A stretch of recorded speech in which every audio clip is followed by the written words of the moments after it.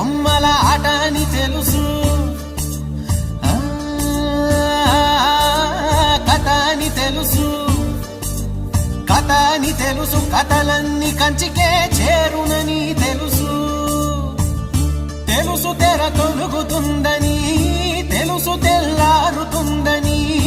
తెలుసు ఈ కట్టె పుట్టుకుమంటదని, తెలుసు ఈ మట్టి మట్టిలో కలిసిపోతదని,